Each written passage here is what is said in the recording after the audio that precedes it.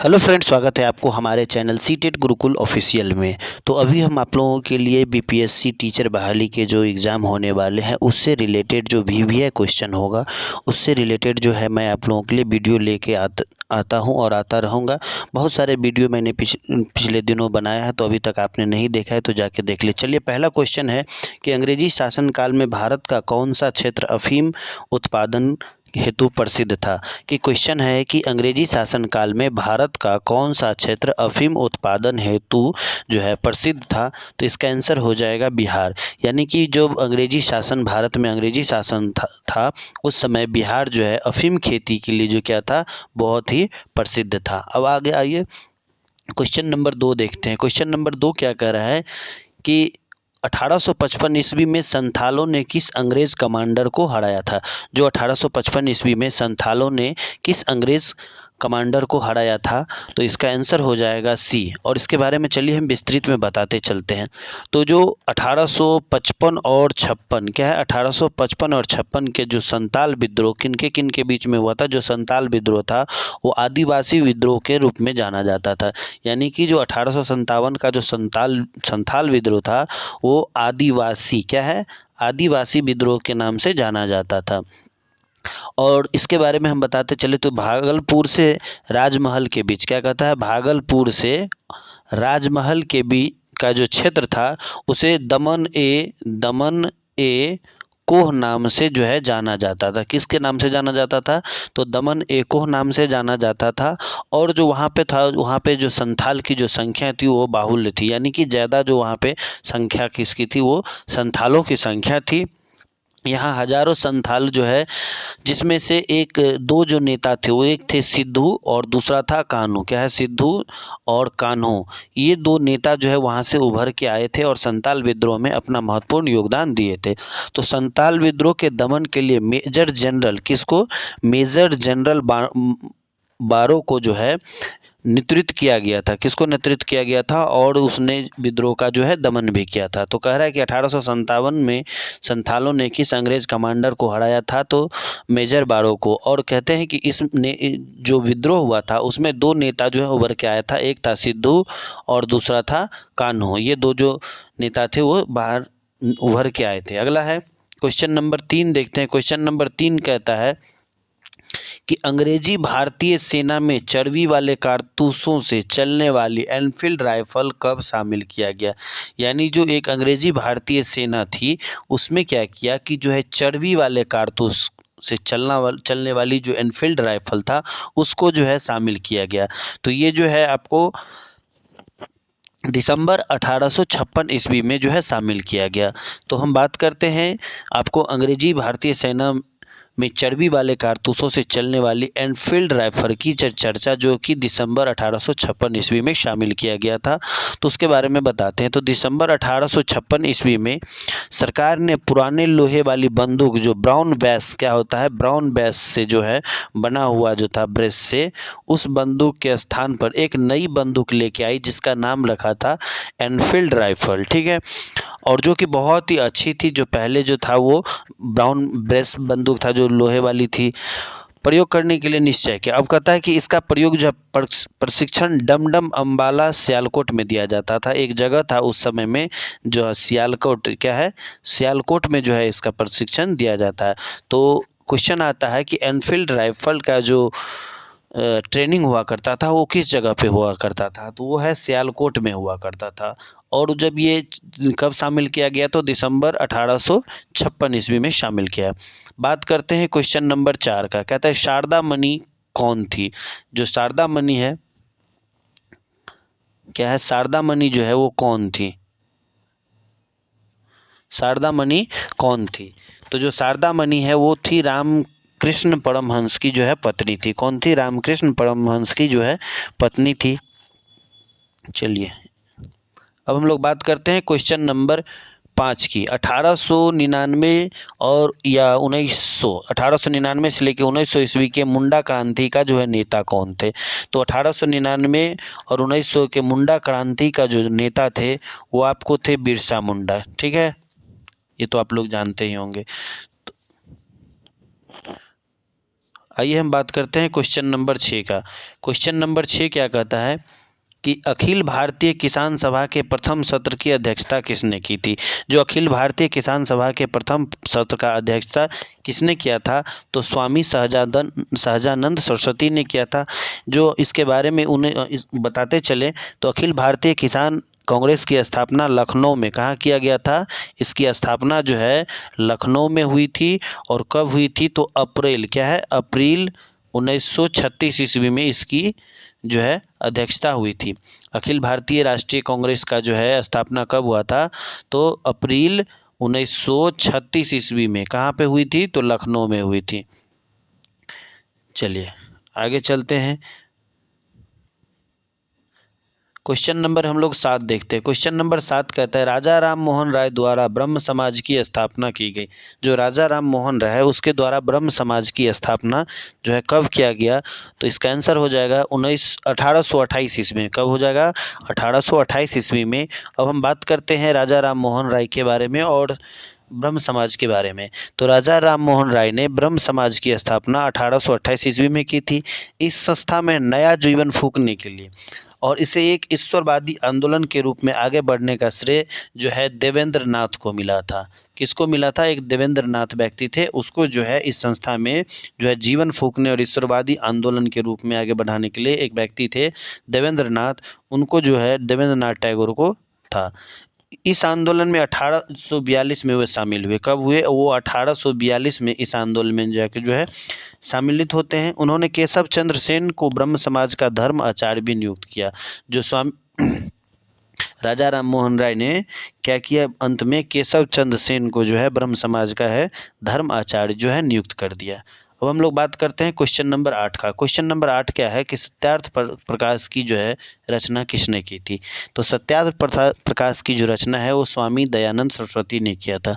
किसने किया है, तो स्वामी दयानंद सरस्वती ने। अब हम बात करते हैं तो इन्होंने आर्य समाज की भी स्थापना की थी। जो स्वामी दयानंद सरस्वती थे वो आर्य समाज की भी स्थापना किए थे और 1857 में इन्होंने आर्य समाज की जो है स्थापना किए थे।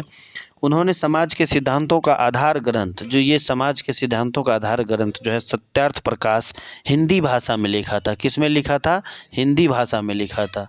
तो सत्यार्थ प्रकाश जो है किस भाषा की पुस्तक है, वो है आपको हिंदी भाषा की पुस्तक है। स्वामी जी ने वेदों को हिंदू धर्म का वास्तविक आधार भी बताया था। जो स्वामी जी थे उन्होंने वेदों को हिंदू धर्म का जो है आधार भी बताया था। उन्होंने मूर्ति पूजा, बहुदेववाद, अवतारवाद, पशु बलि, श्राद्ध तथा झूठे कर्मकांड और अंधविश्वासों का जो है विरोध किया था।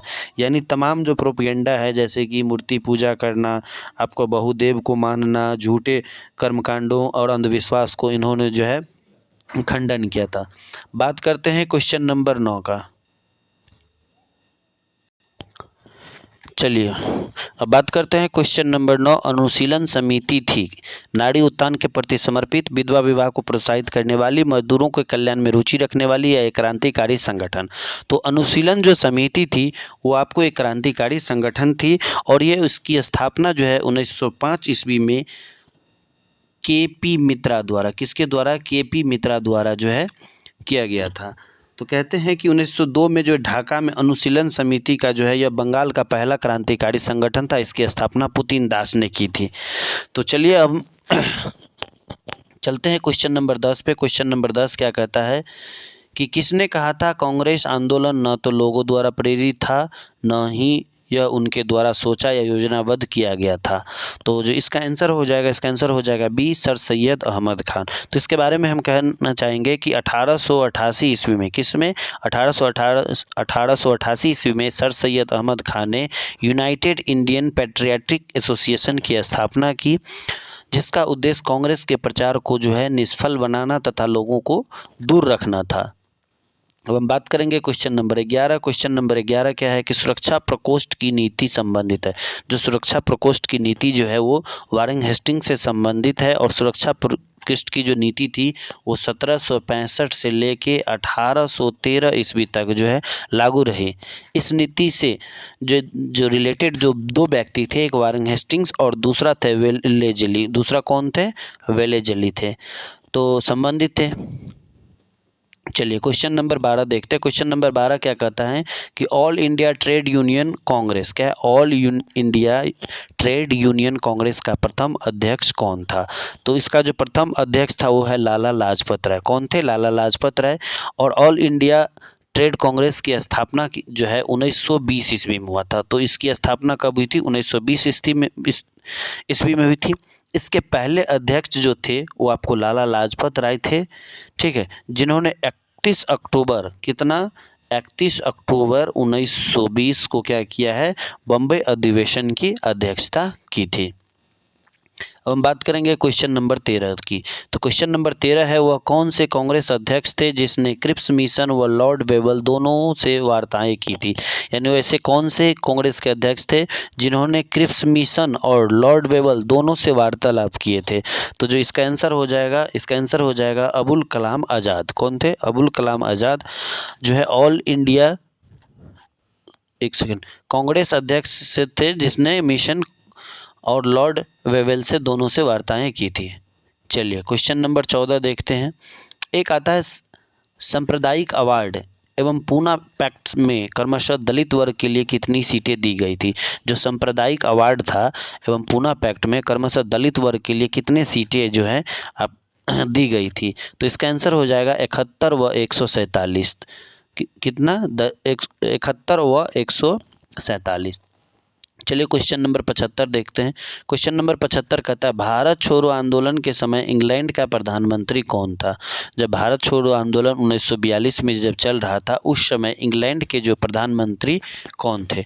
तो आपके पास ऑप्शन है चैम्बरलेन, विंस्टन चर्चिल, क्लेमेंट एटली और रैमजे मैकडोनाल्ड। तो जब भारत छोड़ो आंदोलन था उस समय इंग्लैंड का जो प्रधानमंत्री थे वो विंस्टन चर्चिल थे, क्योंकि भारत छोड़ो आंदोलन उस समय बहुत ही प्रचलित थे और इंग्लैंड के प्रधानमंत्री भी विंस्टन चर्चिल थे। हम लोग बात करेंगे अब क्वेश्चन नंबर 16 की। क्वेश्चन नंबर 16 देखते हैं कि क्वेश्चन नंबर 16 क्या कह रहा है। कह रहा है कि निम्नलिखित उद्योगपतियों में से कौन से व्यक्ति लंबे समय तक AIFC के खजांची रहे तथा 1930 ईस्वी में जेल भी गए?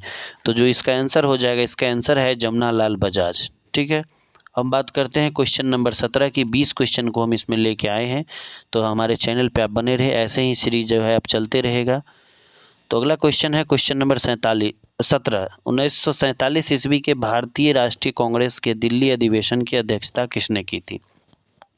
कहने का मतलब है कि 1947 में जो भारतीय राष्ट्रीय कांग्रेस हुई थी दिल्ली अधिवेशन में, तो उसकी अध्यक्षता किसने की थी? तो उसकी अध्यक्षता डॉक्टर राजेंद्र प्रसाद ने किया था। किसने किया था? डॉक्टर राजेंद्र प्रसाद ने किया था।